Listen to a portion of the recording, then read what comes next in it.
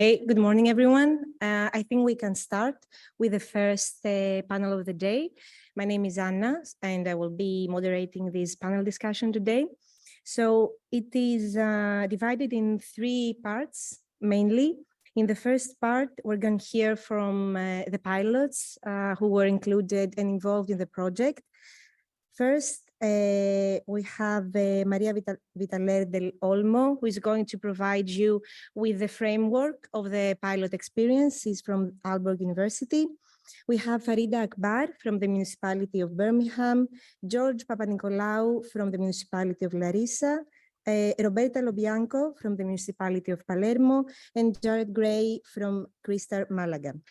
Then we're moving on to the ICT solutions of the project, presented by, let's say, the primary people involved. Ina Tolskaya will talk about Capiche, Sara De Luca from Links Foundation, and Zach Koreman from the Norwegian University of Science and Technology. And then lastly, we'll have a discussion with Gudrun Bifle from the University for Continuing Education in Krems, and Peter Scholten from the University of Rotterdam. So, Maria, over to you.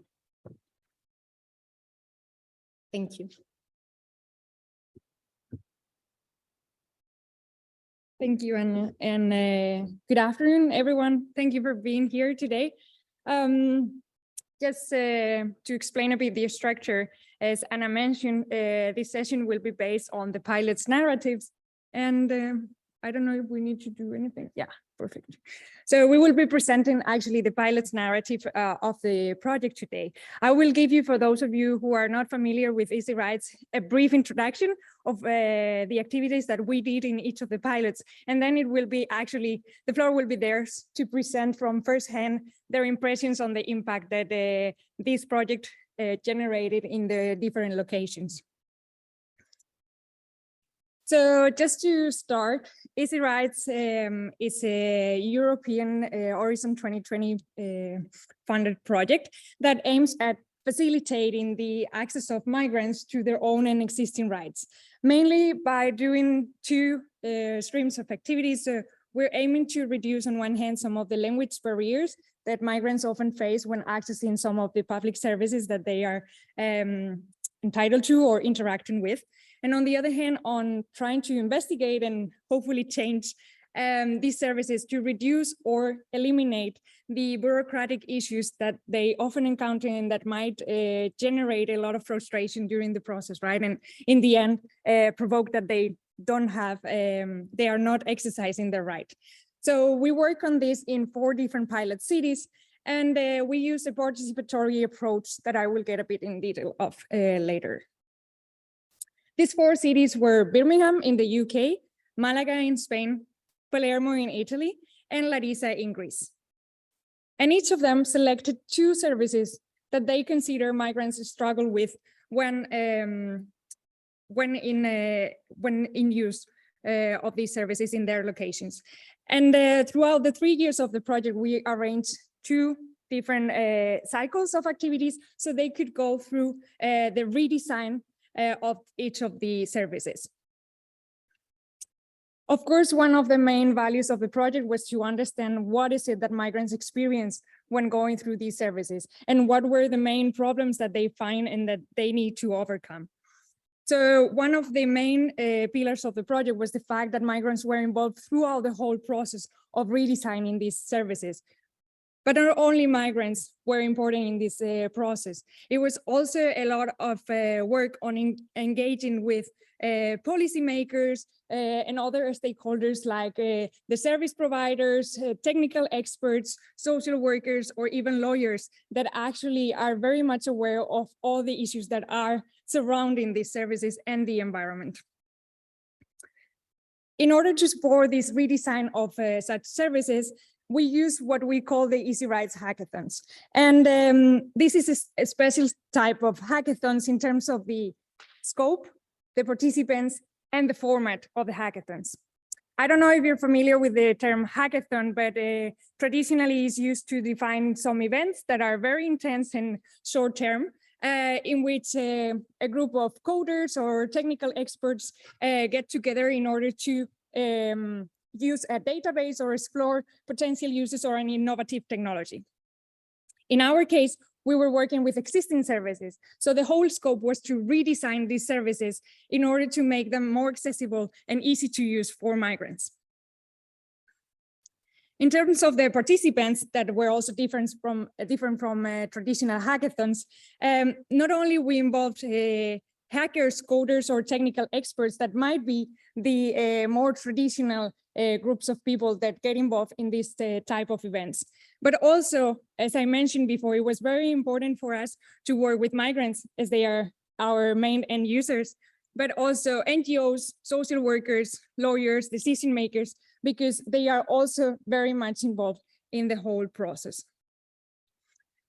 The activities that we define and design in order to redesign these services were what we call co-design and participatory activities. And we made sure, as the pilots will mention later, that all of these groups were participating. In terms of the format, as you can see, this is of course just an ideal roadmap. It varied very much, but this is one of the roadmaps for each cycle of activities we planned. Not only we focus on the hackathon event, but actually we plan all sorts of activities in order to understand the services and the problems for migrants before the hackathon, what we call the pre-hackathon. This was a very important stage of the process. Then we went for the hackathon events that took place twice in each of the pilot cities, and then a post-hackathon, because we didn't want it to be just an ideation or brainstorming of solutions, but also it was very important for us that this was implemented and integrated in the existing services of the different locations. I will do a brief introduction about what these activities consisted of. And for the pre-hack, what we focused mostly on was the service exploration. What were the problems that the migrants experienced, but also what were the main considerations from the service provision? What were the documents that were compulsory? What are the laws around this service? Or what were the technical requirements that the service was asking the migrants and that maybe the migrants didn't have access to? This was very important for us in order to define afterwards a challenge. This challenge was what we asked the hackathon participants to solve or to bring ideas for in order to make these services more accessible for migrants. These are the activities that happened during the hackathon. So in the hackathon event, we have different teams formed by these problem owners, but also solution owners, as I was presenting before, that got together in order to ideate some solutions to improve the service in terms of the accessibility for migrants. They were supported by mentors that had either technical expertise or topic-specific expertise. And then they proposed different solutions that they were iterating and trying to make a working prototype of. We also provide them with some easyRights solutions that Ina will be presenting and Sarah will be presenting on the session later today. Specifically, they were based on breaking these problems in terms of language or on the bureaucratic issues. And even though they are very much generic to the solutions that they address, we proposed them to the teams because we thought it could be a way to improve their solutions and make them even like richer. And at the end of the event, there was a jury that awarded one of the teams and chose one solution as the best for improving the service. This team was awarded with a 3-month contract to keep working together with the technical team of easyRights and with the service providers to not only improve their solution and their idea, but also to make it to make an integration of it in the existing service. And right now, some of the solutions are being tested and still refined. So it's an ongoing process that the pilots will tell you more about. For today, we chose 4 different stories from the pilots because we thought they are quite representative in some of the learnings that we achieved throughout the project.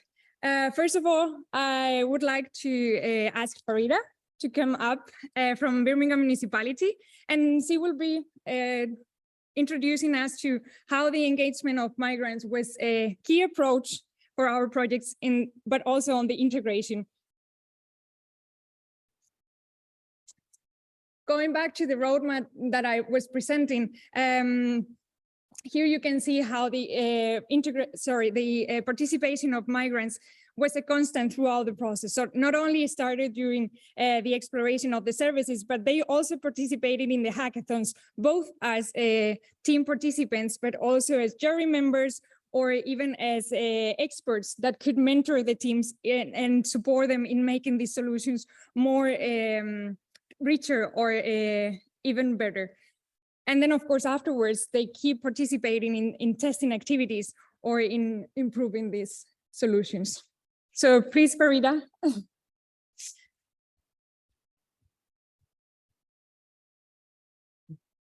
Good afternoon, everyone. Lovely to see you here. Right, so one of the services that Birmingham focused on was access to learning the English language. This is a very crucial service because without the language, migrants cannot access basic services. For example, travel, education, access to schooling, going to the GP and explaining their symptoms, also going to the supermarket and asking for a particular product. But also there is a requirement for an English test to attain British citizenship. So to gain an understanding of the migrant within the service, I undertook several activities, and this included one-to-one interviews, focus groups, participant observations, and user testing. But also I involved the migrants within the hackathon to tell their story and to be hackathon mentors and to be part of the jury panel. So apart from this, I also interviewed the service providers. I interviewed Birmingham Adult Education Services curriculum leader. Birmingham Adult Education Service is the main provider of English learning in Birmingham. So I also interviewed the teachers. I also interviewed the receptionists, but also I did observations of the reception area. And I also went out to NGOs and interviewed the community leads and also migrants that supported other migrants. So there was a lot of community groups that I had visited as well. So some of the key learnings from the data collection was that Birmingham Adult Education Service offers many of the migrants free English courses based on their eligibility. So for a migrant to attain free English course, they have to have had 3 years in the UK. So they must have stayed in the UK for 3 years. And if it's an asylum seeker, they would have had to be in the country for 6 months. And if it was a refugee, instantly they have free access. So all the information regarding eligibility, registration and assessment is provided in English, which is a clear barrier. So one of the other things that I picked up was that many years went by until migrants are ready to join a class to learn English. So I recall going into one of the classes in one of the communities, and it's an NGO that delivers English learning on behalf of the Birmingham Adult Education Service. And I picked up the majority of the women were mature women. I don't want to say elderly, but kind of, you know, mature. And I asked them why they chose to join English at such a late stage, because they had been in the country for many years. We're talking about 20 some, 10, 15. So it was a long time. And one of the ladies in particular, in her own language, said that I'm nearly 70 and I feel like I've wasted my whole life because I've never learned English, but I'm having to learn it now because my husband passed away and I have to get some benefits. I have to do the process in English, the application form and so forth. But the other reasons included like looking after, being a family carer, looking after smaller children. I recall one of the ladies saying that She also felt that without the English, she was unable to access resources for her child who was deaf. So she was very tearful as well. So a lot of the time there was a dependency to rely on a family member or a neighbor or somebody in the community to access, well, to find out where the nearest English class is. So let me go on to the next slide to share with you one of the hackathon solutions called the Newcomers app. So with the Newcomers app, currently a prototype, migrants who wish to access learning English can match to another migrant who is an advanced learner. They can also select the language they wish to communicate with and find an English class in the required location. The dashboard is planned to allow for sustainability and scalability of the solution, as it will connect with other service providers to share and promote their services for migrants on the dashboard.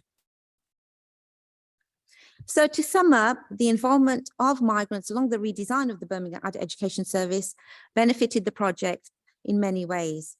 During research, it made sure their needs were addressed for the service redesign. The involvement of migrants in the hackathon generated essential empathy of participants towards understanding the challenges to solve. As decision makers and testers, they selected desirable and valuable solutions for their community and reassuring them that their voices are powerful and essential. I would like to finish off and just share the experience of Claudia, who is a volunteer and has been a volunteer throughout the whole project. I met Claudia whilst doing a focus group at one of the centres, and there was a group of them that were instantly interested in becoming volunteers. And so I won't read through that, but there is the last communication that I would like to read through. So she wrote, "I am very grateful for participating in this project. 3 very important facts. Firstly, the commitment of those who are in it, because the objective of the project was achieved, was to have a useful and friendly tool for migrants with a low or no level of English. Second, the bot is a specific tool with very clear instructions and an easy language that takes you by the hand. It is a friendly tool. Third, language courses like Capiche, it allows you to educate your ear, to know what vocabulary is used when you want to enroll in an English course. It corrects you and is very repetitive. Calst is an amazing tool. The number of languages that it includes and how it develops the language, in particular the pronunciation, is a tool that you need. My children are using it and enjoying it. These courses are very didactic tools. If I had had these tools when I arrived here, believe me, my experience would have been different and maybe we never would have met. Now the great challenge is diffusion, because there is no worse tool than the one that is not used or the one that is not known. Congratulations to all. The biggest job is the one to come, to spread the word that this reaches many migrants. I will be the happiest seeing eSolve English learning filled with happy faces of people fulfilling their dreams of learning English to be able to integrate. That is inclusion. That is thinking about the other. Thanks a lot. I have given my thanks always. Thank you.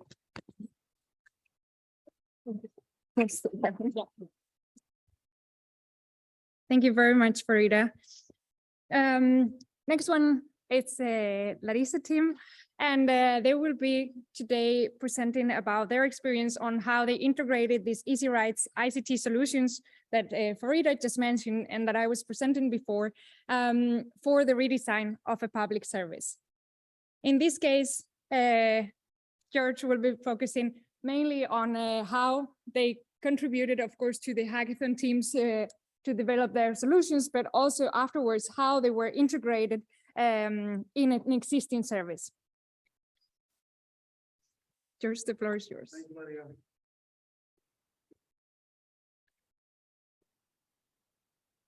Hello, everyone, and thank you for the invitation. I'm very happy that I'm here between all of you and see you again after these months. I'm George Papanikolaou, as Maria said. I'm Social Service Coordinator of STIA program. STIA program is the accommodation center for asylum seekers in the municipality of Larissa. So, where we start? About main steps.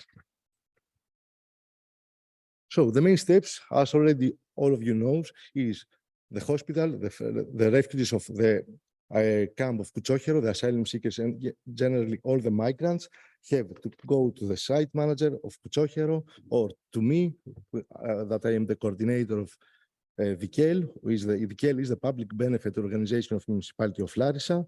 Then we have to migrants from the camp, beneficiaries of STIA project, with the hospital to give birth to the child. The migrant child is born. The hospital officer informs the migrants that they should fill in the registration form to initiate the birth certificate procedure while they are in the hospital. The form is filled up by the hospital, offered by hand. Then another person from the hospital transfers the information to the digital system. The migrants rely on their own English communication skills, or many times, not always, an interpreter supports them, the migrants, in translating the form and filling to the correct information. The hospital officers digitalizes the form and sent in the municipality of Larissa.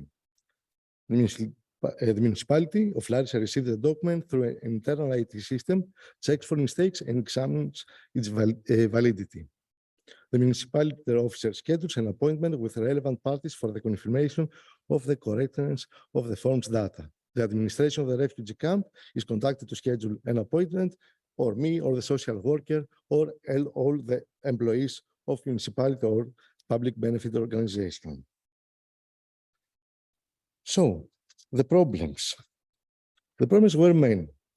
Often, grammar and spelling mistakes occur when writing the parent names and other details in the form. These mistakes can result to serious complications, such as the correction through the local court.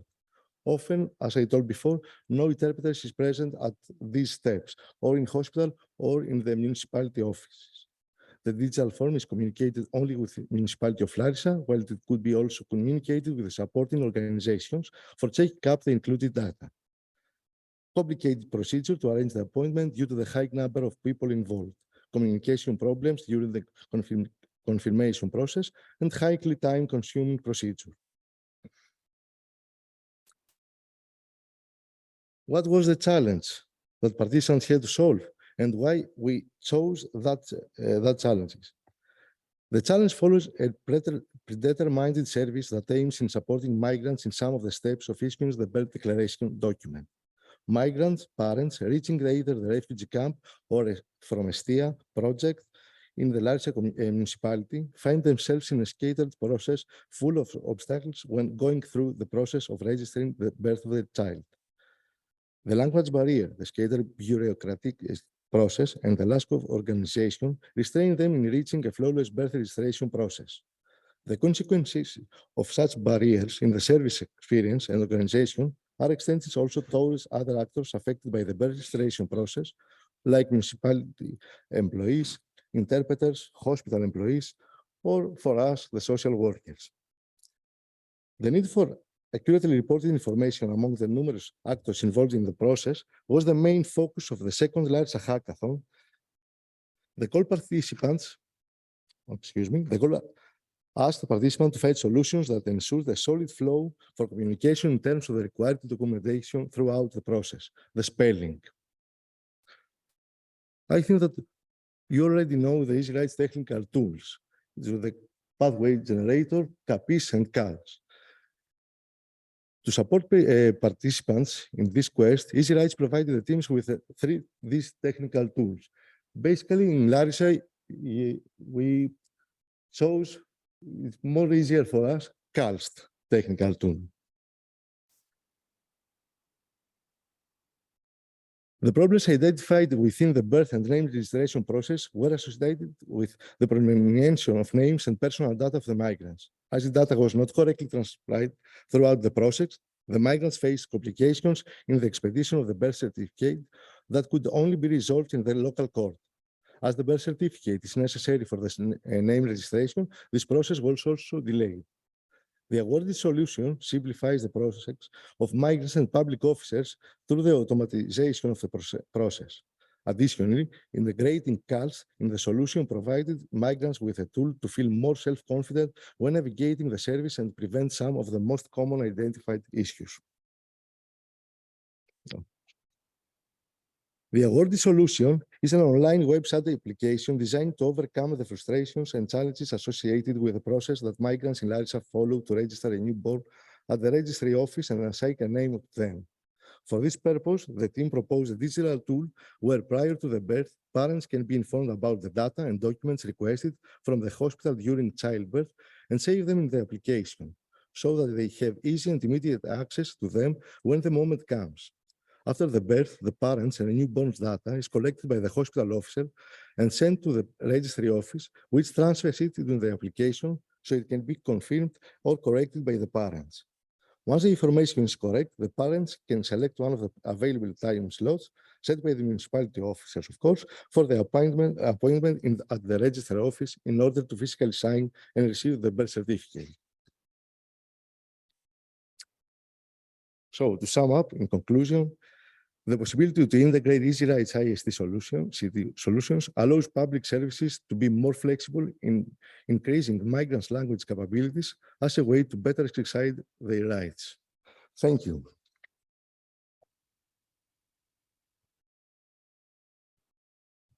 And thank you, Maria, for the support. Of course.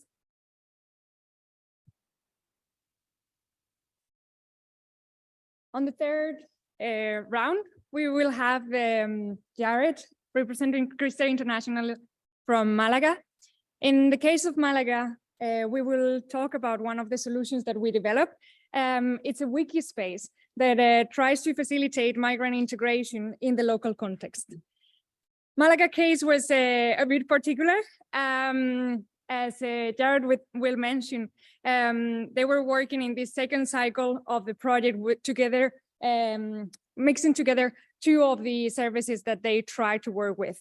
On one hand, they decided to focus on the asylum application for migrants, and for the second cycle, the job seeking, none of which are dependent directly of the local municipality or the local institutions. So then that's why the solution that we developed in the second cycle was concerning the two services, and it's a bit different in the approach that we decided to go for, that Jared will tell you more about.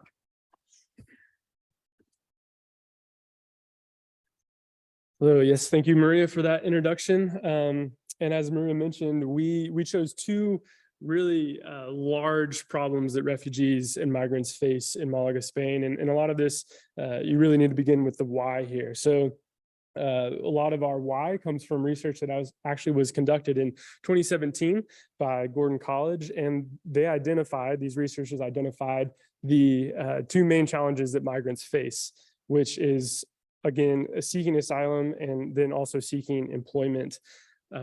This data was also backed up by the experience of Kristar and our partners. We have a very close relationship with two community centers or local NGOs in Malaga that directly serve refugees and immigrants.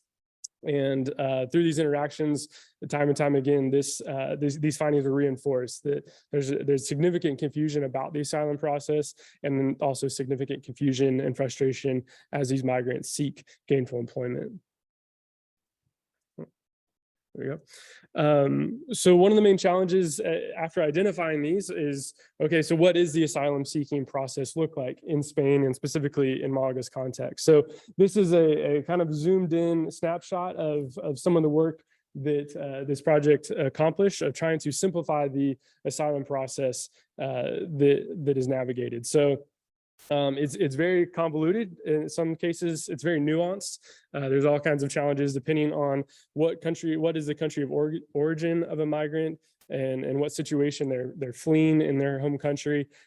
So again, this was quite a process of solidifying this down or filtering this down into a process that can be more easily understood and therefore shared with the migrants themselves. And job seeking is similar. I think that probably most of us here in this room can understand that job seeking for anyone can be a frustrating and complex system and process, but especially for a migrant whose legal status may or may not be in question.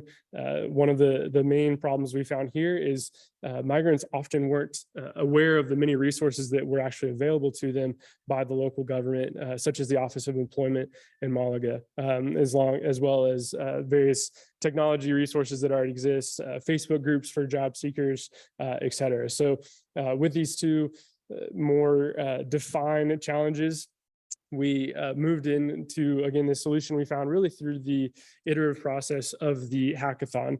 One of the really, I want to say, unique focuses of this project is the idea that we're constantly trying to learn. So after we exited the first hackathon, we realized that as the sole non-governmental organization in the pilots, as a pilot, we found the problem of ownership of this solution to be a challenge.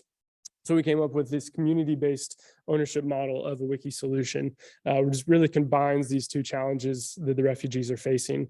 If you can see here, quickly, it is very much still being created and being refined, but it focuses on how to seek asylum, or asilo in España, and then job seeking in Spain. So here's this one location where a migrant can look at whatever situation they have, and have the information available to them. And here you can see the information flow for this wiki space. So again, focusing on the community-based ownership, this is how we theoretically see this tool continuing to grow, and its effectiveness is the information is going to be fed really in two main sleeves. And one would be, quote unquote, experts in the field, such as human rights experts, immigration attorneys, public officials, government representatives, leaders of local NGOs, those that are very familiar with the stated procedure and process that migrants have to navigate for these two main challenges they face. And the other information flow actually into the wiki space and co-ownership in the wiki space would be the migrants themselves. One thing we saw, and most people who are familiar with migration research, there's always the formal official procedure and then the lived experience that migrants face.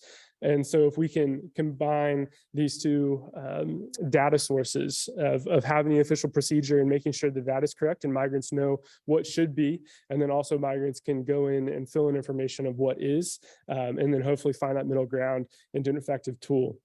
And I think one thing that's encouraging about this experience and how this process is played out is we did our first round of testing of this wiki tool this spring with asylum seekers, and it was very amazing. Really a palpable excitement amongst the refugees in the room that were getting to interact with this tool for the first time, because a lot of this information is provided maybe at a police station or in interviews that the migrants face.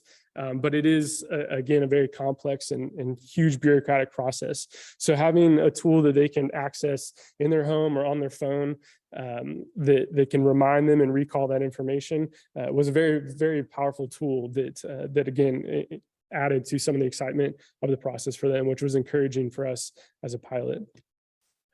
So again, just as a quick summary, the wiki space here is ideally, and what is in process is an attempt to really bridge that gap between the procedural knowledge and the common knowledge that migrants face as they seek asylum and then also seek legal and gainful employment. So thank you so much. Thank you, Jared. And last but not least, we have here Roberta and Angela from the municipality of Palermo.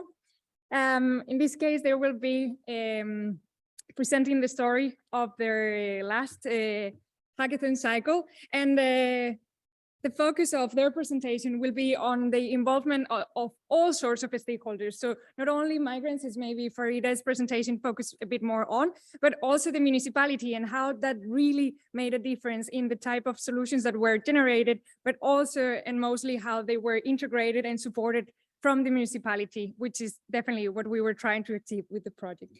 So the floor is yours. Hello, I'm Angela Herrera. I'm work for municipality Palermo. Because my English is very, very terrible, Roberta presents our experience in the right.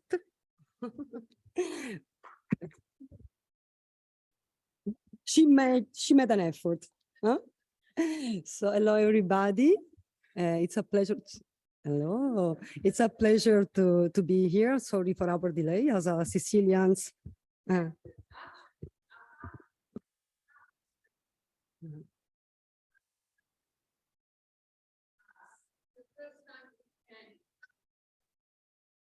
Yeah. Yeah, finally.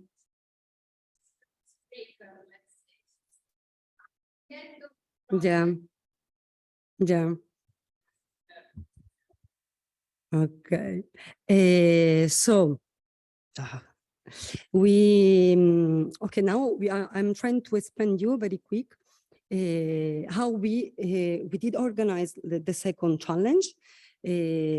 We faced more or less the similar problems and challenges with Malaga, especially regarding job inclusion of immigrants. With this term, I refer not only asylum seekers, but also unaccompanied minors, and also economic migrants. And as we all know, job is the real key for integration, for inclusion. And holding a job contract is like the way for like feeling independent, autonomous, and feeling the sense of belonging of the territory in where the migrants live. And above all, holding a contract, a work contract, allow people, migrant people, to have the right to live, have the right to being, and to renew the permit to stay, the residence permit, to assess the hospital healthy system. So not having a work contract, which is quite common in Sicily, in Palermo. Palermo is known as a city with a really higher rate of unemployment. And according to all these conditions, seeking a job for migrants in Palermo, it's really, really hard. It's hard for several reasons, which are lack of information on the few job opportunities, and the lack of guidance, experiences. And so it means that there are people with migrant background living out of reception centers who really do not know nothing about the steps to be taken for applying for a job, for certain jobs, because they can easily find a job like the irregular jobs being exploited. So I refer with work contract like a regular work contract, which is not really obvious for us in Palermo. The lack of skills awareness. There are a lot of, especially, but not only, minors or really young boys and girls who are not aware about their skills, and they are really competent, but they don't know. When we ask them, what do you want to do in your future? The common answer is, I want to play football. Yeah. And then there is really a complex procedure to validate educational qualifications taken in their country of origins. And as we know, a lot of prejudice and discrimination that, of course, it decrease the opportunity to get a job. And at the moment, we are really struggling with the fact that there are a lot of owners of apartments, of flats, who really refuse to rent apartments for them. As you can see, there are a lot of conditions really interlink each other. And the employment center in Palermo doesn't work. It's really something that I don't have any problems to say that it doesn't work. It does not perform its functions, and there is a lack. And that's why there are a lot of private companies such as job agencies,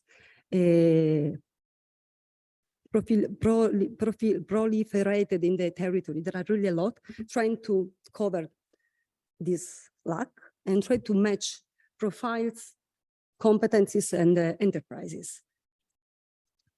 And there is a like one of the most common opportunities to enter into the job market, which is like having an internship. And so we decided to work on that. And we decided to create something through the event that we organized to giving the possibility to people, to different teams to think about which solutions. And as you can see, the stakeholders, there are a lot of stakeholders involved in this topic. Like, as you can see, maybe you cannot see really good, but in the inner part, there are all the people and all the professionals being every day in contact with migrants. There are like social assistants, psychologists, and teachers working in the reception centers, and then going a little bit like externally, there are the service providers, and then all the other programs that somehow help to finance opportunities, internship opportunities. This is our hackathon. Some of our partners have been present. It was really good. We can highlight the fact that a lot of people from the municipality of Palermo, councillor of innovation and social department were present. It means that the municipality of Palermo, of course, it's partner of the project, but there were a lot of people, staff involved in the hackathon and this event. And what about the teams? We have been so lucky because there were a lot, out of 36, 28 participants having different competencies, and they set up 5 teams, and the teams were really multidisciplinary. And this was like the strength of this event. As you can see, there were lawyers, social workers, migrants, representative of associations, developers, coders, NGOs, designers, students. And also, it's the similar of Malaga. We planned in advance to let the participants choose the platform in order to create a wiki space. That was something that we fixed. We decided at the beginning because we realized that what was missing was the fact was like a kind of platform containing all the informations and multilingual in order to involve as much as possible, not only people in the centers, in the reception centers, but also people who are like out of, and people who are not in the position to assess those information. And one winner team was selected, was chosen, and it was Next Generation, and we chose this team because they really made a great structure of the wiki space, and great scalability, information structure, easy navigation, high technical development. But there were other teams, especially the second one, made by social workers and also people lawyers who were direct involved into the topics, into the daily problems, and they developed more the content. As municipality of Palermo really wanted to have such space with high quality of information, they decided to hire all of the both teams, and they started to work together, and finally they created like a final solution. But what happened to the municipality of Palermo? Some months ago, they received an attack, an hacker attack in the IT system, and yeah, well, there are still problems, but then this solution with the other one, they disappeared. Yeah, but we are like in the process to finally to get it back, and we will start the testing. And as I say, the role of municipality was extremely present. And this is a sentence and the thought of Angela. What happens in Palermo? That finally also other part of the administration institutions, they understood that they need to make efforts on like making all the procedure digital. So easyRights arrived, enter exactly in the moment in which finally the people at this level understood that it was a moment, which is quite good. And as I said, the ecosystem of actors and the stakeholders was the strain point for us. The new challenge, of course, is like organize and adjust the wiki space, but also to make another work, which is trying to disseminate as much as possible this wiki space among all the communities, among all our stakeholders. They are all waiting for finally having this link and this wiki space. Yeah, that's it.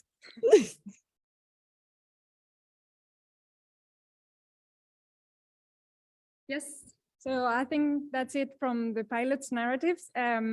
I hope it helped to give you an idea of this more specific work that we've been doing with this project. It's been a pleasure working with you, and you're doing amazing work at your locations. I don't know if the questions are now or after the next presentation.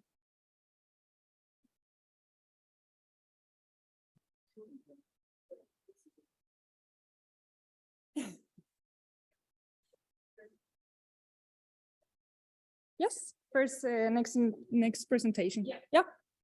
Thank you. Yes, you sit down.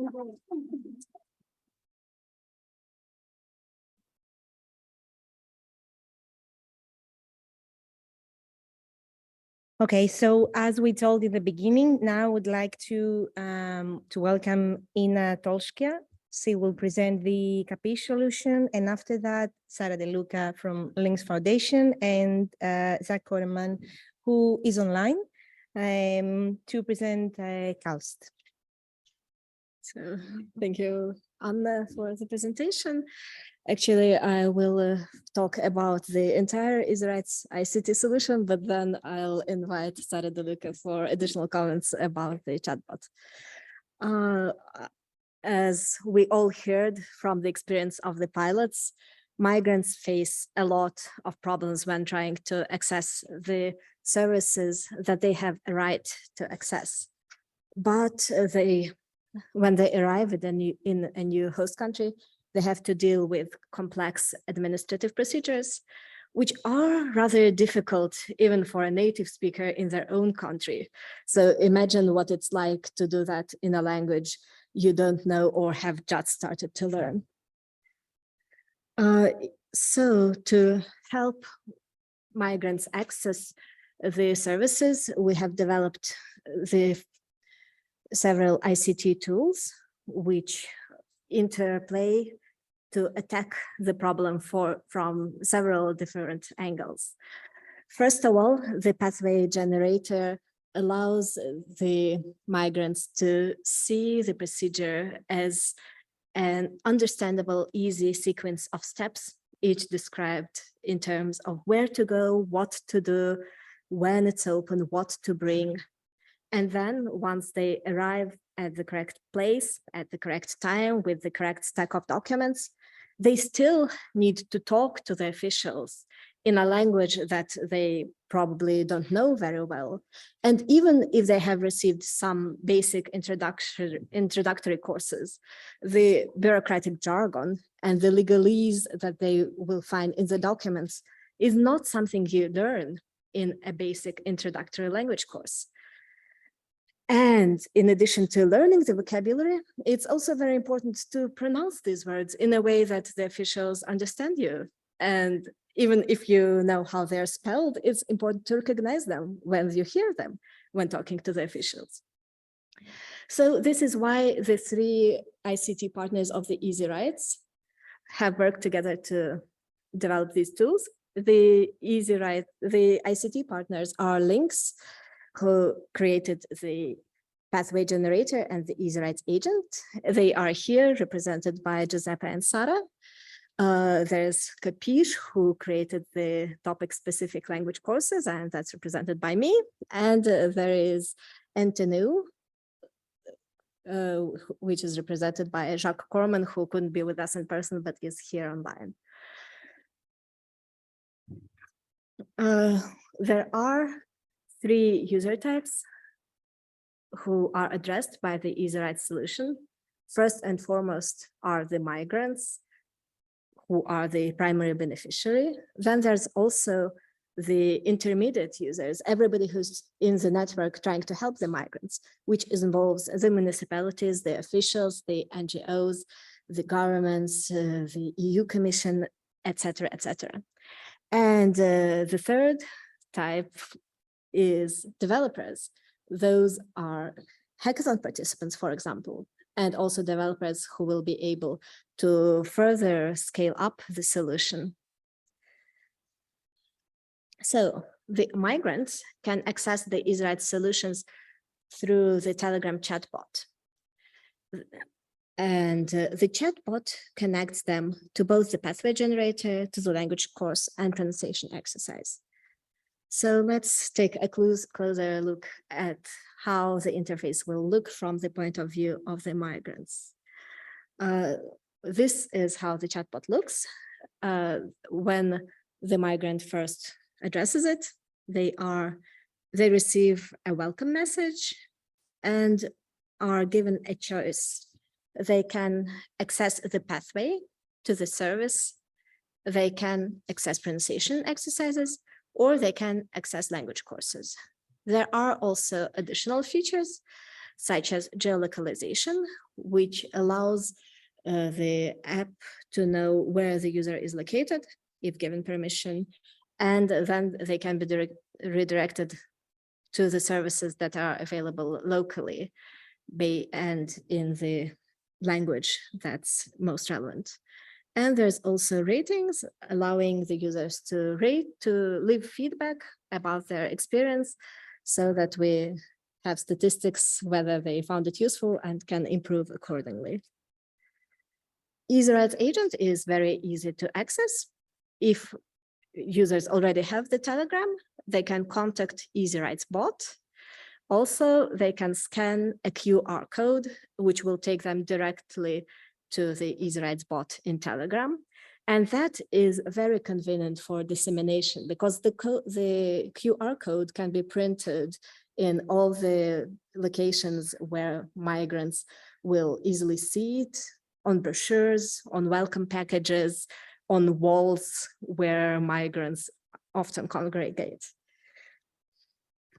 And why we chose easyRights agent? Well, the reason is that we are looking for a friendly tool that will feel like it takes you by the hand and guides you through the process.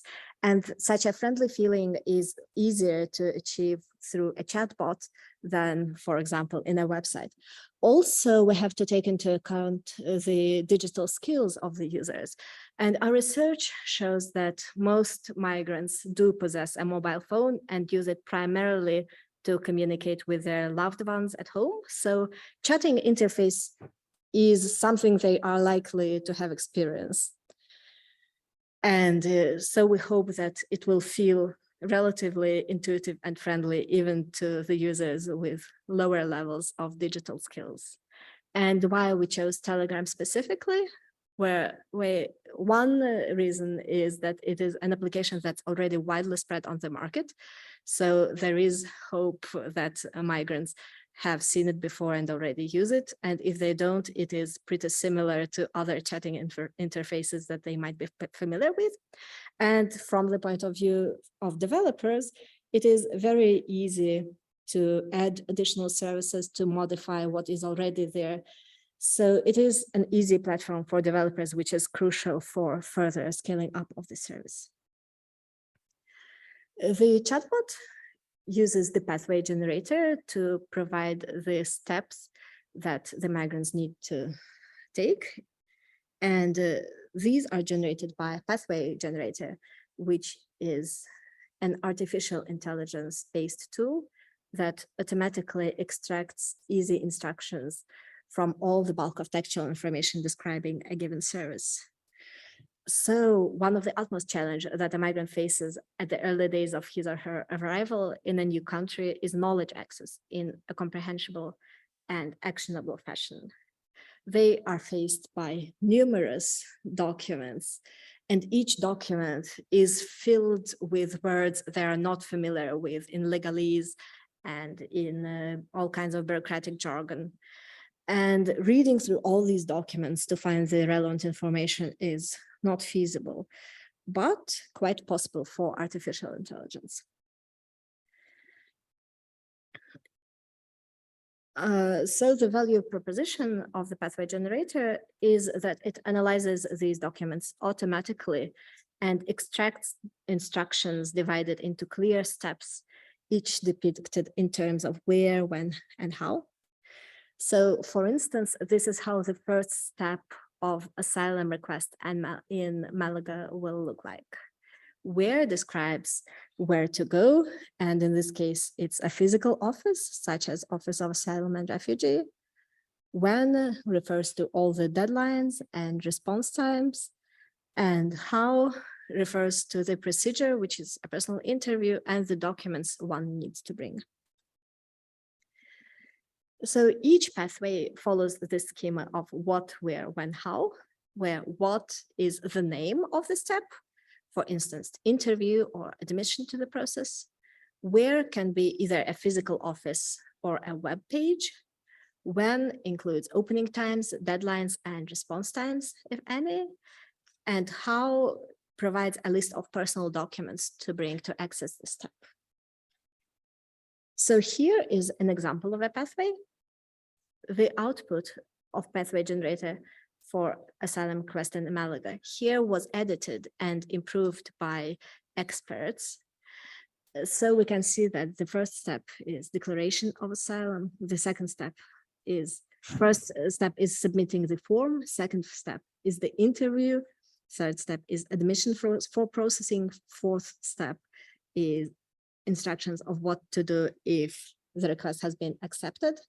And then the users are given the possibility to evaluate the experience so that we know whether it was useful and whether it needs improvement. The pathway generator has interfaces for migrants. That's the chatbot that we have just seen. It also can be accessed by developers through a dedicated programmatic interface to encourage the creation of new apps. And municipalities and welcome organizations have their own interface where they can control and further edit the output of the pathway.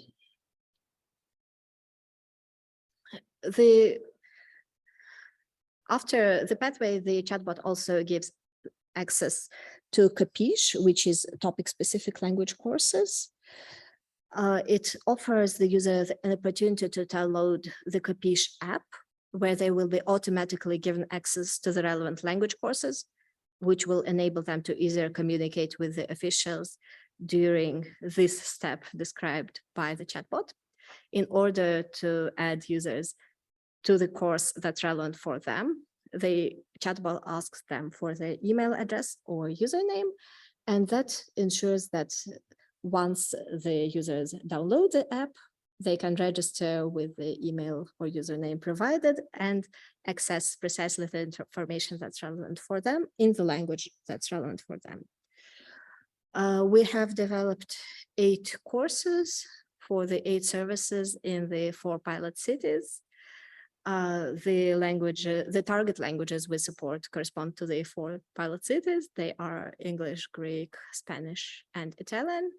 And the native languages we support are Arabic, Dari, English, French, and Urdu. But it is very easy to add more languages, as the app itself is localized to almost 30 languages. So once the courses are translated and the translations are important, the course will immediately appear in a new language. So this is how the exercise looks. They are fun and gamified and progress in difficulty, starting with easier exercises where the person needs to listen to the word and recognize it. Then they need to assemble it from different letters by sliding up and down. Then there are exercises involving context where they need to read the sentence and insert the correct word. Then they become even more difficult where users have to assemble the sentence, to understand the sentence, and to spell the word, and so forth. The progression is based on principles of spaced repetition, so that the users encounter the word at well-calculated intervals to ensure that it stays in long-term memory. And the way the courses are created is, first we feed the relevant documents to the artificial intelligence, then the algorithm analyzes the documents and selects the most important words and phrases that will be most relevant for users in order to understand these types of documents. And then once the contents is verified by a human course creator and the translations are verified by human translators, the contents can be published and immediately appears on the screen of the phone as a gamified app. This is how the interface for the course creator looks. The first step is to upload the document. The second step is to look at the words and phrases suggested by the artificial intelligence and to select the most relevant ones. There's all sorts of filters and sorting possibilities to make this task as fast, as easy as possible.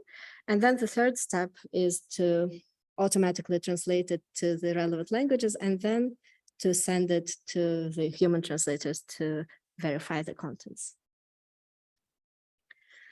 There have been comments during our testing that just providing the vocabulary is probably not enough to prepare the users for the interaction with the officials. So we have developed a new type of exercise, which is a scenario exercise where the course creator can make a dialogue, a branching scenario where the conversation will proceed according to the answer selected by the user. So this is a little more work for the course creator, and it requires the course creator to understand the problem, but it's a very powerful tool in collaboration with the domain experts, because the conversation imitates real life dialogues that migrants will encounter and proceeds and and provides variety so that they can choose different directions. So this is how the general flow looks. It's divided into several nodes, and then the course creator can click each node, and then this is what they will see. It is, for example, a speak stage option where they can add images, where they can add possible answers. They can say whether the answers are correct or incorrect, and then choose the next stage of where this answer will take the conversation. So here, for example, we have created a dialogue to practice a phone call to Birmingham City Council to ask a simple question about the clean air zone charges. And the user has to speak out with their own voice one of the three options that are in front of them. Then once they say it, it will light up and they will receive an answer. And it's based on very kind speech recognition. So even if you say it in a heavy accent, most likely it will recognize it. And most likely the answer will light up and you feel very rewarded. Wow, my phone recognized me. So the aim of this is to boost the confidence of the migrants so that they try to autonomously talk to the officials and can practice and feel prepared. But though our language, our speech recognition is very lenient and permissive, it's also very important to pronounce the words correctly. Obviously, a heavy accent can lead to misunderstanding, Also, there is this sad fact of linguistic racism and prejudice, which is hard to avoid for listeners as they're often not aware for it and impossible to change for the speakers. And the problem is that foreign accent often means that the speaker is perceived as less trustworthy. And also there is the problem of lazy listeners. All humans are lazy and don't want to make extra effort to understand what is said to them. So if the counterpart has to work harder to understand you because you speak with an accent, that will bias him against you. So improving one's pronunciation not only helps mutual understanding, but also reduces the work that the collector has to do and thus creates more trust and goodwill. This is why KALST has created exercises that help to prep the migrants for example, an interview they'll have to undergo by training them to pronounce correctly the most important words that they will need to say, and also by addressing the sounds that will be most difficult to this particular user based on their native language. Often learners have a problem with a new sound because they cannot distinguish it from a sound in their mother language. For example, an Arabic speaker may find it hard to distinguish the sound P from B, and will simply hear B for both, since the sound P does not occur in Arabic and this contrast does not exist. As a result, Spanish pelo, which means hair, is pronounced as belo, which means veil, and this may be confusing for a Spanish listener for whom P and B are completely different sounds. So the first type of exercises in KALST is listen and click. They will hear two words, pelo, bello, and then they will hear a third one, for example, pelo, and they need to identify which of the two they have just heard. Then the exercises get more difficult, where they have to identify which words they heard without having heard the contrast before, so that leads them to internalize the contrast between phonemes. Then there are more complex exercises where they have to first listen to the word and then say it. Then the word is recorded and played back to the user so that they can evaluate their own pronunciation, which helps them to become more aware of their accent and of how they pronounce the sounds. In order to adapt the exercises to the mother tongue of the user, Antonio used language map. So here we can see the results of comparison of the sound inventory of Moroccan Arabic to the sound inventory of Spanish.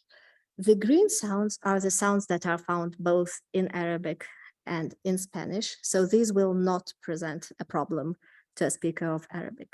The ones in green, however, are the sounds that exist in Spanish and do not exist in Arabic.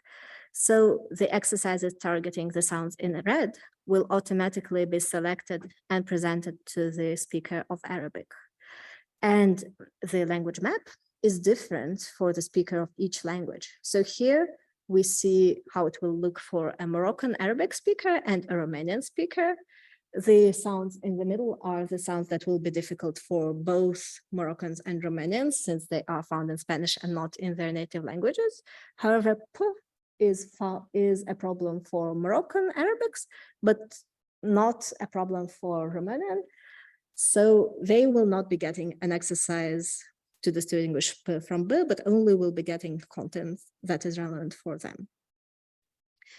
The instructions are provided in a lot of mother tongues, such as Arabic, Bengali, Dari, English, Farsi, French, Greek, Italian, Norwegian, Spanish, Ukrainian, and Urdu.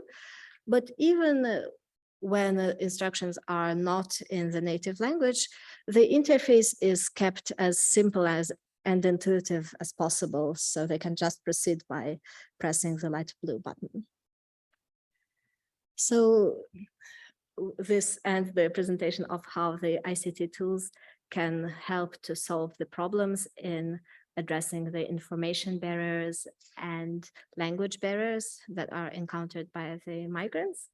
And now I give the word to Sara De Luca.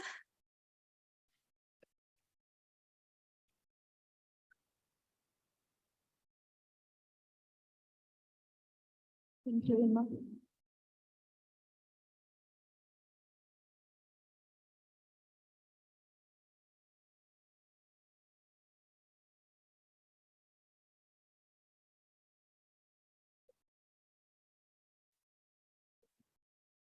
Okay, so I just wanted to add a few more points to what Ina just exposed them.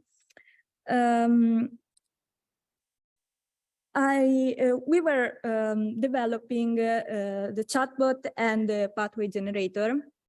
The points that I wanted to raise is that, as Ina already said, we thought of the easyRights agent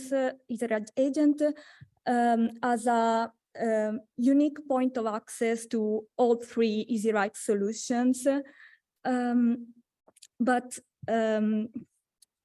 one important thing to add is that it has the feature of the language localization.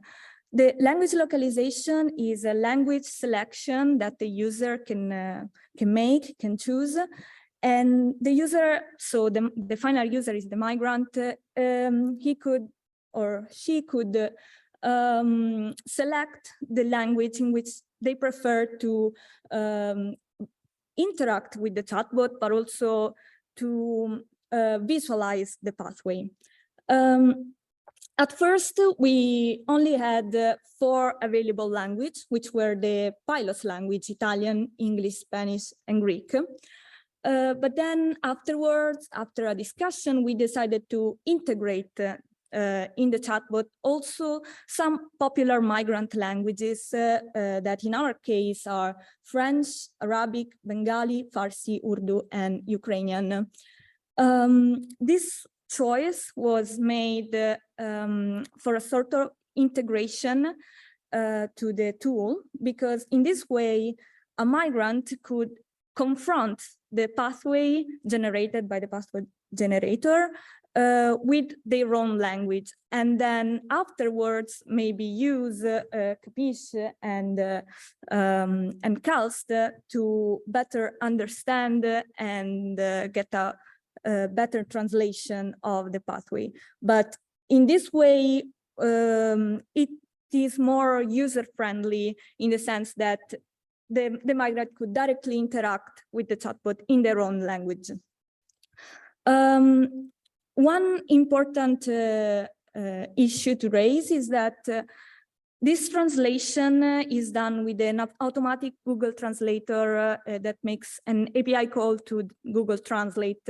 So the original language is English, and then each time a new language is selected, there is a call to Google Translate. Therefore, sometimes the translation is not accurate because it depends on Google Translate. So especially for languages such as Urdu, Farsi, Bengali, the translation is not really accurate. Meanwhile, it performed a little bit better with the Latin languages such as French or Spanish. We got our translation checked and edited from native speakers, but only for some languages. For example, we got the translation checked by a Urdu native speaker, and his feedback was that the Google Translate translation was really, really bad. It was misunderstanding some terms. Therefore, we think that it would be appropriate also to get checked by some native speakers, also the other languages. And for now, we're missing to check Bengali, Farsi, and Ukrainian. Therefore, my call is, if you know anyone that speaks these languages, please give us a feedback, or you can go directly on the chatbot right now through the QR code that we shared previously. Wait, sorry. So here you can scan the QR code and you can go there and check it right now. Another point that it's important to talk about is about the output of the pathway generator. So as you can see here from this slide, there is an example of how the pathway looks like when you ask for this pathway on the chatbot. And the point is that the documents maybe are not updated to the last year because we received them in 2020, or maybe the AI is not able to capture every detail of the pathways. Therefore, we also here needed the intervention of some experts that were from the municipality of Malaga in this example, because this example is from the asylum request in Malaga. There were a few changes, therefore also this step needs a further check with respect to the output of the AI. So if you are involved and know this process, you can also give us a feedback on this part. So that was all from my part. I just wanted to raise these few points and maybe a discussion. So thank you very much. Okay. Hey, Zach, can you hear us? Sorry, yes, I can. Okay. Hi, this is Anna. I was wondering if you have any more comments or contribution you'd like to share. Ina and Sarah, they have already talked a lot about the solutions, but if you want to add something. No, I think I was quite happy with Ina's presentation. So, of course, so thank you, Ina. Okay, thank you, Zach. So in this case, I would like to ask Peter. We can now enter the discussion part of the panel. So I would like to ask Peter to share with us his comments and, of course, questions. Yes, thank you so much. Hello to everyone there in the room. I can see that you're having a very good afternoon with this presentation. Sorry that I cannot be with you in real life. But post-COVID, I think we've all learned that there are other options like these to still be part and contribute. So let me start by congratulating the entire easyRights team for the great achievements so far. It's really impressive what I've seen in the presentations, what I've seen in the documentation, and what I've seen also online here. Seeing what has been produced. There's a massive output.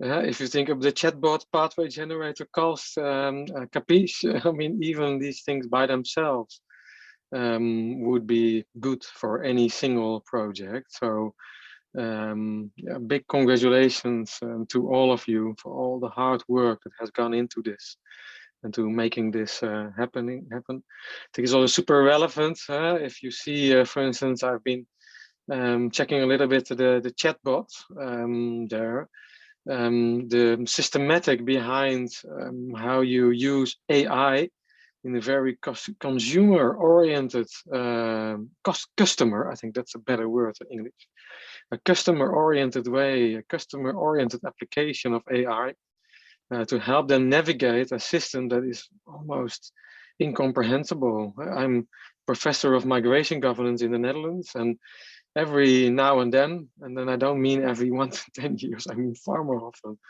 I really need to study myself again how our asylum system in the Netherlands and EU, how it actually works. And I often wonder if you are a migrant coming from another country here, not knowing language, not knowing the system, how you find your way, how do you navigate your way in the system, how do you make sure that you have a fair chance in that system. And then, I mean, in normal circumstances, that is already very complicated. But imagine that you just had a very dangerous, complex journey to that country, that probably you have a very complex story why you left your country in the first place. So it's super relevant what you have been building. And also the focus on language, on which I'm far less an expert, so I will not comment that much on it. But I think it's impressive because language remains a barrier. In spite of some systems trying to be multilingual, it remains a barrier in the end of the day. And that's also where you start from making contact with society. So, so that's super good. So I have 4 points that I found that I want to mark as well, why this is very important. And I have 4 questions that I would like to bring to the table. So why is it super important from my perspective? And not just an academic perspective, but also having been involved in this field for some time. One is what I really like about your project is this democratization. So you really help migrants as citizens in the broad sense to access their, well, to access services that are there for them and to get more familiar with the rights that they already have. So this democratization in a broad sense, bringing migrants from this very complex journey, from this unequal position in terms of information, unequal position also vis-a-vis the system that they are trying to enter. I think that is in itself already super important. So that's point 1, democratization. easyRights helps democratization in that sense. Not just of migrants, democratization is a system characteristic. So that when you help migrants accessing the rights that they have, you help the democratic systems that we are in. The other one is inclusion. We all know from literature, from migration studies literature, that there's often a décalage, there's a gap, a decoupling between the services that are there and the migrants that come in first. So once migrants are there and they go to school, and they have, for instance, voting rights, and usually you see that access to the system becomes more facilitated. But it's this beginning where just saying, hey, there's a system, go to the system, make use of it, that doesn't really work. So this extra assistance in the beginning towards, well, finding your way towards mainstream institutions, that is really necessary. And I think there easyRights makes a great contribution. Other one, and I find that very impressive because that's not something where that we always have the best track record so far in projects, in research, and more in general. That's co-creation, co-design. I've been the first presentation. I've been listening very carefully to your hackathons and how you also in the preparation of the hackathon make sure that you have many voices on board and that you take that very seriously in your entire approach. And that's more than just a methodology for you. That's a philosophy for you. I think that's also very good, this co-creation. And not just that it's very good, and friendly, and democratic, because I also made that point. I also think that it's very effective.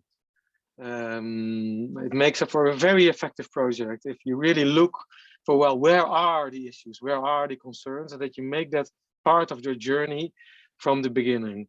In old science, we would say bottom up, but I don't like those terms. I think it's very important that it's just, very close to the real experiences of those people who are really there, frontline workers on the one hand, and migrants on the other hand, trying to make first contact. And you are really in touch with them. So that's good. Co-creation. That's the third reason why I think this is a super project. The fourth thing is that it's contextualized. That's the fourth thing why I think this is what is very positive about this project. And that you don't come with this big one-size-fits-all solution that may be very sexy to tell about, but that in the end may not always work in all settings. So you've really done your best to co-design and be responsive to contextualize demands. And then maybe in different parts of Europe, There are always different systems, different histories. There are different problems. Some of them overlap, some of them don't. So I think rather than ignoring that and saying we are one Europe, I think it's very important to look at that and take it seriously. So that you can come with contextualized solutions, as I have seen from Larissa Birmingham, for instance, that you really come with contextualized solutions. So, and Malaga, so my congratulations. So 4 questions, very big questions for the discussion. One is you've created this now, so it's there, and there are many bits and pieces, and there are a couple of products that bring it together, products in a broad sense. So for instance, the easyRights agent, you've created that. And so I'm very curious how you embed that into the infrastructure where migrants are looking for when they come in to Europe, when they need it most. Because in that infrastructure, there's a high degree of complexity, a high degree of fragmentation, a high degree of uncertainty. It's very opaque what migrants can and cannot use and what is there. And it's a field where there's a lot going on. And that is also partially why you are there. Huh? That is not partially, that is also why you are there. But then still, I think it would be very good to reflect very well on how you then structurally embed it so that people find the tools that you have been creating. I think, by the way, that embedding it into Telegram is a very good approach. But then the question is, why Telegram? Or what happens with the others who are not there? What happens with perhaps with ages that are not there? So that's my first question. Second thing is very good with a contextualized approach, but I'm very curious whether then ideas also travel between the 4 cities, the 4 locations that you've been active. So you have presented some very contextualized solutions. So are you now in the next phase going to try, or in the future going to try how some of those contextualized solutions work in another setting?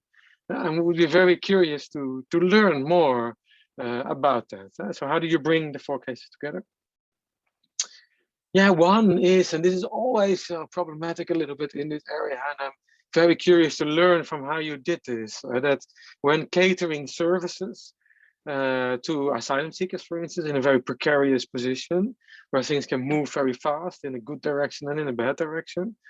So this precarity, I always find it difficult in how to handle with that in an equal basis. As a researcher, I want to do interviews, ask questions, and then, I can go home safely, and they are in a very different positions. I sometimes find it very hard to do research with them in a way that does justice to the precarity of their position.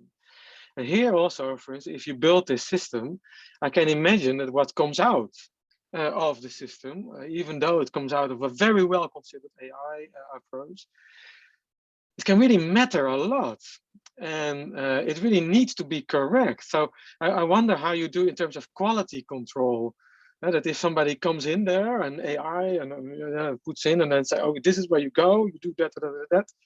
And what if it doesn't work? If there's some glitch in the system or a misinterpretation on the migrant side, how are you monitoring that throughout the further implementation of this to make sure that nothing happens and that the precarity of those using the system that is done just? I'm certain that you thought of it.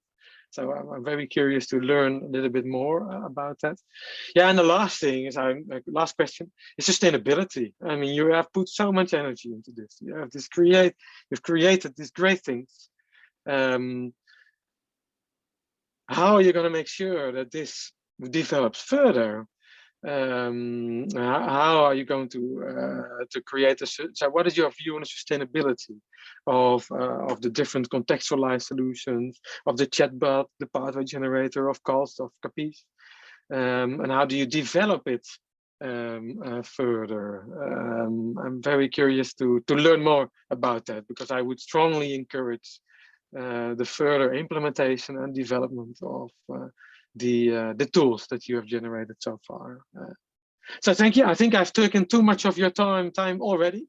So those were my 4 points why I think this is super positive, and 4 questions for further developments of the easyRights project. So thank you so much.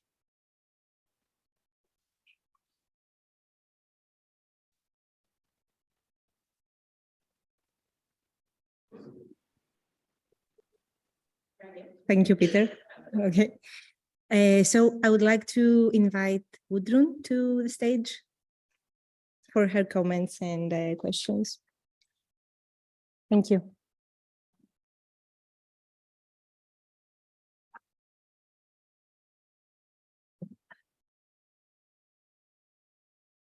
Thank you very much for the invitation to also add a couple of words. A lot of things have been said by Mr. Scholten already.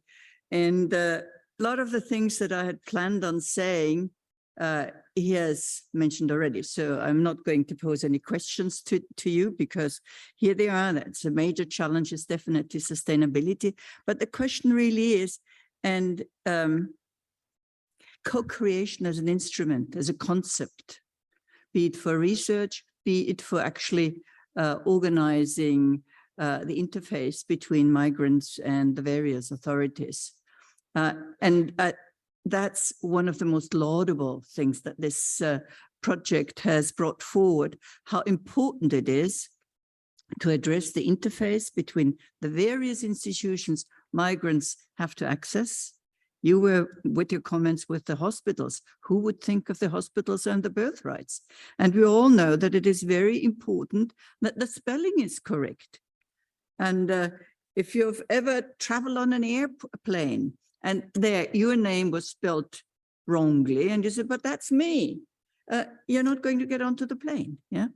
So at first I would like to mention that I feel very privileged that I've been able to accompany this project from the very beginning, from the very, very beginning. Well, thank you very much. No, it was really interesting because you realize how it grew from a concept, from ideas, from partners that are willing to be good partners. I mean, this is very important.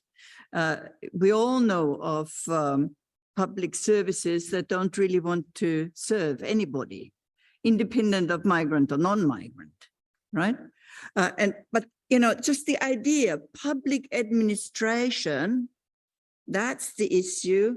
You address them because they actually have to serve the public, and in particular, not just the public, but a particular type of public, the migrants. And then the question is, why are they behaving the way they are? I mean, one point has been there that they're lazy. Imagine you're sitting on a desk and you always get the same sort of questions. You always get the same sort of problem. You don't really understand them. You're becoming tired. And then the pronunciation, that's why it's so very important to think about it. We have a lot of migrants who say, but I'm able to speak German. I mean, very well indeed. Yeah, but with an accent. And it's very, very difficult to understand various accents. It's very difficult if you're speaking dialects. And if you're used to speak your dialect, that's your emotional language. And then somebody wants you to speak High German in our case. I don't feel very comfortable with High German because I've grown up, my emotional language is a dialect, the Viennese dialect, right? Or another dialect. This is how I communicate. And then you're having migrants from various backgrounds, and it's already difficult to speak their own language, be it Turkish, High Turkish, so to speak, because it makes a difference if you're speaking the literary language or if you're speaking the regional dialect. So it is very, very important to address that issue. Yeah, how do you communicate? And then the questions, the instrument of having meeting places, hackathons, where the various institutions work together. Very often they don't know of each other. So if this bridging as an instrument, that's the instrument of co-creation, is incredibly, well, in this particular case, it's original. It has been around for a long time. well, a long time, the 1990s at least, because enterprises realized that for ideation, for design, use the brains of the world, bring them in, and besides, they're maybe cheaper. Besides, you tend to get blind if you're working always in your own institution. You don't realize the difficulties or the ideas that could be around the world. So it's good to bring in other ideas. So business has done it for a long time. Research is starting to learn, particularly when they have a certain sensitivity, obligation towards the general public, because science is supposed to serve also the general public. So you realize if you serve them, you've got to know what they want to know, bring them in, interact with them. That's a challenge for academe, because we in academe tend to speak a language of our own, and we don't really want to be understood by the general public, because if we're using vocabulary that's easily understood, we're stupid. We don't know our subject. You see, so there are a lot of different logics there why you have to bring in people from the different backgrounds to learn to speak a common language. A common language. And that's why this project, among other things, this project is so important, because it shows that it is possible to bring in the various actors. You call them stakeholders, but they're not just stakeholders. They have a certain responsibility towards particular groups. And they tend to only speak towards the membership, you know, but not really to the others, but an actual fact. And that's why efficiency and equity are such important topics and issues in this context. So quite admirable really to use the ICT tools. I mean, because we know that this is where things are happening in artificial intelligence, but to bring them into a topic where people tend not to be using artificial intelligence tools, public administration, we tend to have a particular picture of administrators. Take them seriously, that they're able to learn, that they are also willing to learn about technological advancement. So it's fascinating to have some of the most difficult groups brought together. Public administration, the various institutions, and migrants and the diversity of the migrants. It is not just the country background, it's the migrant histories, it's the social background. And then the question is, if they're coming to a place, do they go automatically to their communities? Question is that community involved in the public processes? Are they living in ghettos in some way? We call them very often parallel societies. So question is, how can public administration reach out? That's something they usually don't do. They are used that somebody comes to talk to them, beg. No, you lower yourself when you're coming to the public administration. And here they have an instrument that is actually trust building. And that's the important aspect, I think, that the migrants are realizing they have rights. They are being empowered via these tools, the ICT tools. The question is if the public administration is willing to cooperate. Well, in your project it was, because that was the whole idea and the question, how can you instill in these institutions the willingness to cooperate with a group of people they usually don't want to cooperate with? I mean, we all know that there tends to be a stigma linked to migrants, particularly if they're of a poor social background, and they're particularly also the asylum seekers. So from many points, I think that this is a most laudable project, and it's not surprising that the European Commission is particularly interested in this context with the linkage of public administration, that's the belly of a population, and migrants, the newcomers that are trying to surface this new world and try to find their way. It's empowering them, but it's also empowering public administration. And through that, it is automatically raising the efficiency of the whole process. And you are reaping the what do you call it? Probably all the creativity of the migrants. They're bringing them in, they're contributing as well. They feel welcomed automatically when you present them with such an instrument, right? But the challenge, of course, is sustainability. You've got now 4 places where you've tried things out and there's a positive attitude there. But the way we're going, there are a lot of municipalities that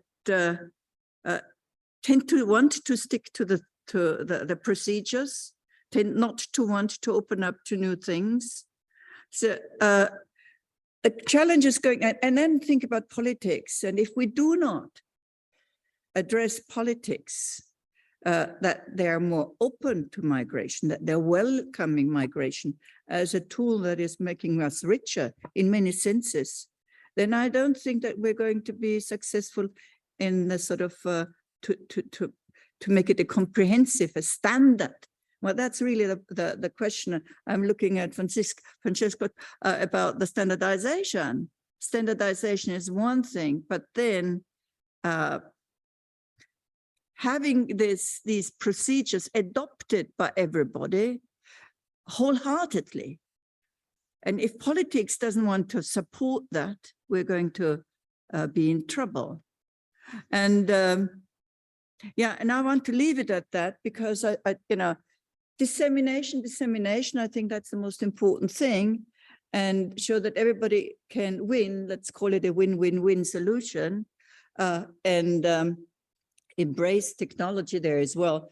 But particularly this instrument of co-creation, this instrument of bringing them all onto a platform. That's the idea, like the platform economy or platform business, let's call it like this. It should become something like a platform for public services and migrants. And if it's called easyRights, the better. Thank you.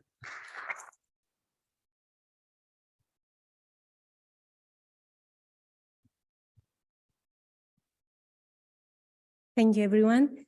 I don't know if Grazia would like to respond to any of the comments or questions made. Yeah. The co-design notion was something that not only a lot of the presenters mentioned, but also it was mentioned by the discussants. So I think it would be a very useful one. Thank you, Maria. Yes, I'll try to focus on this topic and on the first 2 questions from Peter. So, of course, the co-design approach, as I was mentioning, was something that was very much embedded in the value of the projects.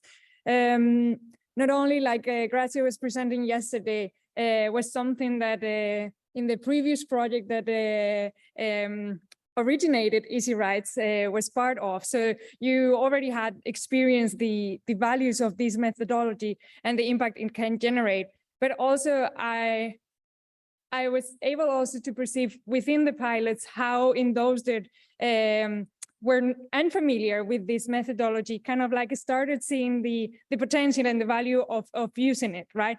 And as the pilots were presenting today, there was a clear difference between those in which the municipalities and the official institutions were part of versus those like in the case of Malaga that we didn't count with the municipality as a direct consortium partner, for instance. And then we had some more difficulties in finding how would we integrate these solutions and how would we make them part of the local context, right? This is something that generated some extra work and extra efforts for some of the pilots and yeah, a lot of extra meetings. So it is definitely something that we've considered and that we really perceive it's very important and very difficult when you don't have also the official institutions by your side, right? On this note, however, we have also perceived that when you start these kind of processes, and when you promote this type of values of involving everyone, all the actors that are somehow affected or have a word in this redesign or in these services, let's say, it also becomes part of the culture. And this culture can generate further changes in other actions or in other services that they work with. We saw, for instance, that the dissemination, as Peter was asking as well, the dissemination, for instance, of the solutions that were generated in the different pilots. One of the good inputs we got by involving all these actors was the fact that, as Farida was mentioning, then the migrants are automatically willing to be part of this solution, not only to use it, and they are eager to, as also Roberto was mentioning, they are eager to test it, to use it, to make them part of their life, but also, of course, they are the first one disseminating the word and promoting their use, right? In Malaga, for instance, when doing the research, we also became aware of the fact of how important it is, this mouth-to-mouth information distribution, right? So definitely targeting the migrants as the main actors or the main users of these services, in our case for the project, it's also a benefit in the sense of then easing the dissemination and putting it out there. I think that was for one of the first questions.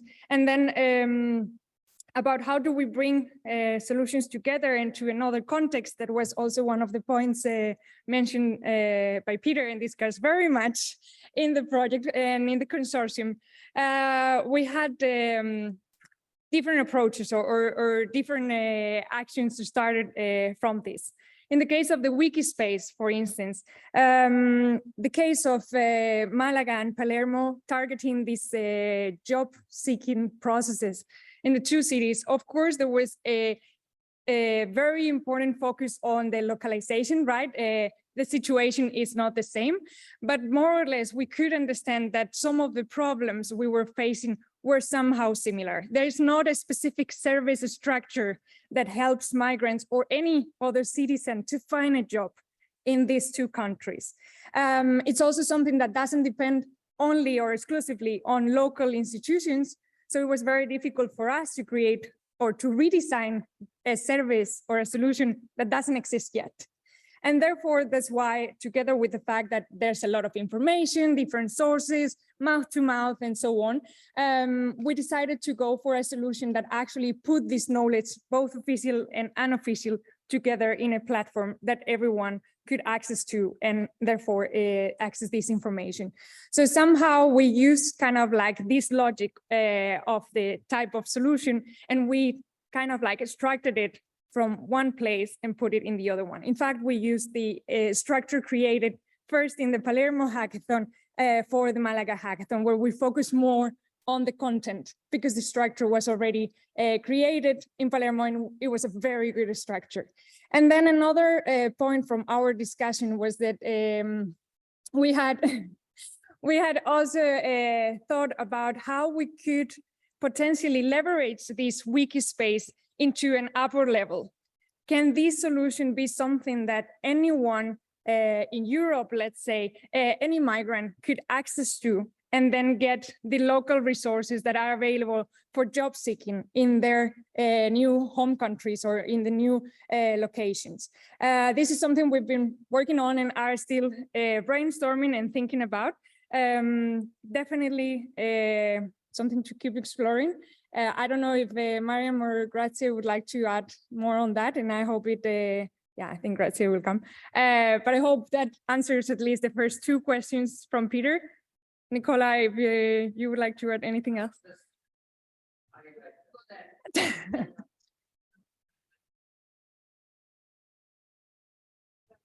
Oh, the mic.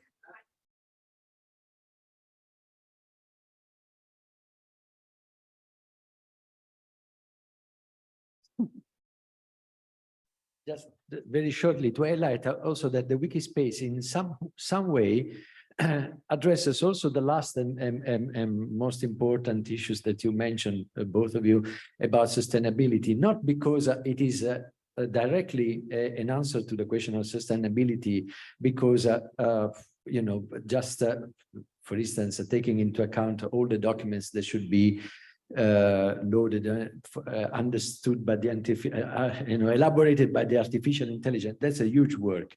But a wiki is a sort of additional resource. So we try we interpret wiki as a sort of additional layer of information that was adding to the existing information in the various administration.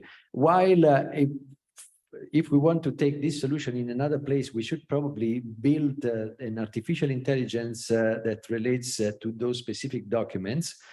Well, of course, in Italy, the documents, some laws and things will be always the same or similar. But a wiki is something that is built by the local community. So it's something that the local community can somehow build before this process.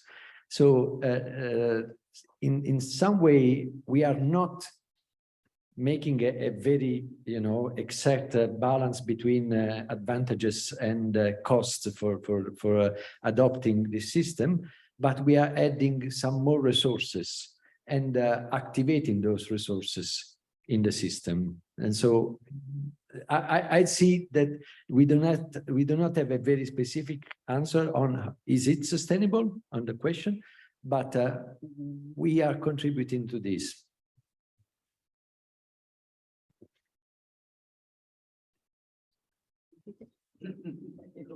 Or maybe I can say from here. I don't like the podium.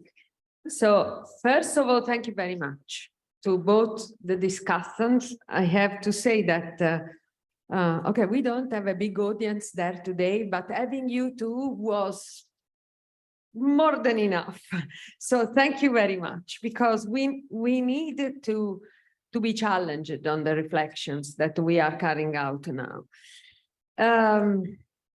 Let me add some points. I don't know whether what I will say will have you know, a rational sequence, but first of all, we have learned things, and I am talking also to Peter. Yes, may I see his face? It would be easier to talk to him. So we have learned things that we can transfer, which are not necessarily infrastructural solutions like the applications or, for example, I've been talking about this also yesterday. We have learned that very often, we have learned this in Palermo for the first hackathon, that very often frugal solutions are very good and able to respond to very critical, to reduce very critical obstacles. So creating a template to provide for immigrants to provide anagraphic informations, well guided across the different languages that, you know, so that no mistakes is done, no, and that is also able to allow them eventually to learn some small words in another language and so on. So this was done for, I don't remember the certification of residents in Palermo, but this was so frugal in the solution that if we are not arrogant to think that every time we should, you know, produce a new planet for them, but eventually very small things help them to even understand what has been asked to them, this can be transferred wherever. So not only the tools, also the learning. We considered this very relevant. And this is what we can tell you. Sometimes we have done this across the pilot. So for example, as Maria was saying, the idea of the wiki space, this is relevant because not only, okay, we are more or less used to such a mechanism, but also because it helps us to make, to transform into a common good what is already there, because the immigrants use the word of mouth. They do use the experience of others. So this is a manner in which we transform an individual beneficiary mechanism. So I get your story, I am benefited, into a mechanism which goes from one to many. This was the idea of the wiki, apart the one of the ownership. So you feel you are part, you are contributing to the integration of others, you know, which makes you eventually more committed to become owner of the space, eventually manager of the space. And this we have also reflected as per the sustainability on this. So eventually they can become owners of these services running on the wiki space. But sustainability is more than this. We know this. And this is a big challenge. I want to thank you both, because I am pretty sure today we are rehearsing the review meeting. So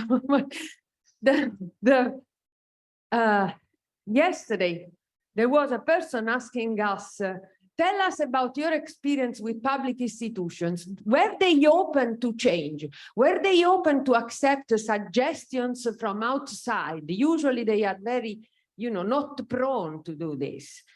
So we are fully convinced that sustainability, I will discuss the business perspective of this concept in a while, but sustainability implies a relevant transformative process, which does not only imply that we are able to keep these services alive, but requires that the ecosystem related to those service provisions, to the service, to the different communities involved, not only in the service provision, but even in doing what Peter was saying. So when one arrives, it's such a terrible moment that maybe a chatbot is the second thing, not the first. So we are fully aware of this. We are also aware that sustainability implies a long, difficult, but possible learning process out of the ecosystem that is behind the inclusion, the integration mechanism. And this is also not to make the integration just a term, which is the risk nowadays, because we are full of useless terms, you know, maybe you experience the same I do, that many relevant concepts are becoming empty list of letters, not even words. So we think that what is relevant in our picture is that we keep those ecosystems alive. And we start additional ecosystems. So the changes do not come from the technical solutions. They come from a different manner to do things. We really think sustainability is in this direction. Now, let me trivialize to sustainability, because who knows me, I know how much I don't trust business, but sometimes they show me evidence for the contrary. So, we are compelled to do this because, you know, we have a business model to develop in the project. So we have this challenge in front of us in these days. Our report will be in 2 months. So we know that we have to respond to this. We are imagining not to be great from the beginning. So among the tools that we showed you, some of them are more advanced, the 4 of them. Okay, one integrating the 3, but there is one among the 3 which is more advanced than the others. So the idea is having the perspective of, let's say, of the chatbot, which we really believe is a good way to, you know, to drive them to be supported by other tools. We will start with the one that is already working well, so can really afford, you know, the market challenge, which is quite a big issue. And around to it develop what we can keep of the rest, what we can do for the rest. So this is our plan. More or less, we are still discussing this. Anna is responsible of this challenge in the project, but I go and close, going back to what Gudrun told us, is that I like the idea of the platform, especially because I think that as you was reminding, platform economy, I think that we should think of a diversity of devices, challenge to organizations, laws, standards,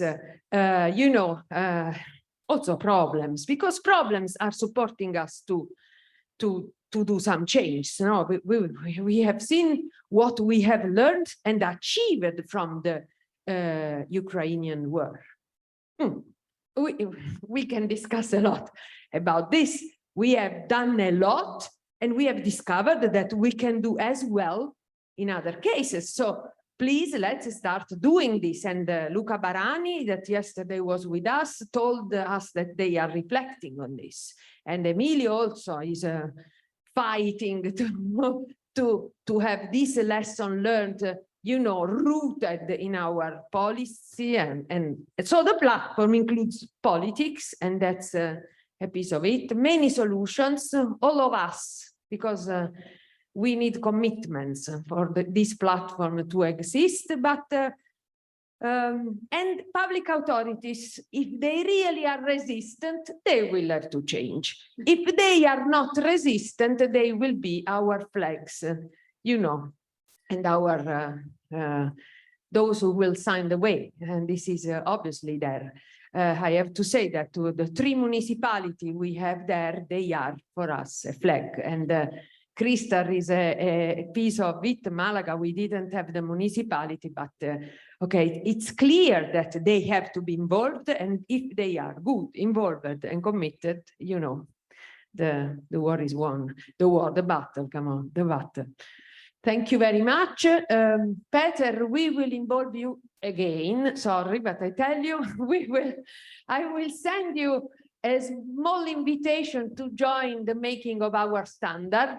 So I hope that you will be able to be with us on this piece of the battle that we are doing. And I repeat my big thank to all of you, because it was really fruitful, your discussion with us. Thank you very much. If you establish a platform and everybody can enter, it could be migrant organizations that you can add in.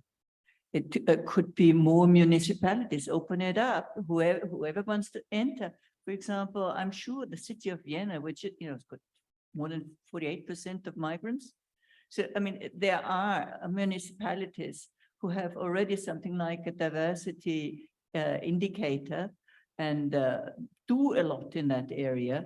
To add them in a platform where they can also show off what they are doing, I think that's a good thing. That's a good marketing strategy. You don't like business, but you should do it.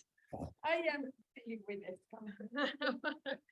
Well, I guess that the next panel, where we have actually the Department of Integration and Diversity of the City of Vienna, could be a first starting point for this business discussion, actually.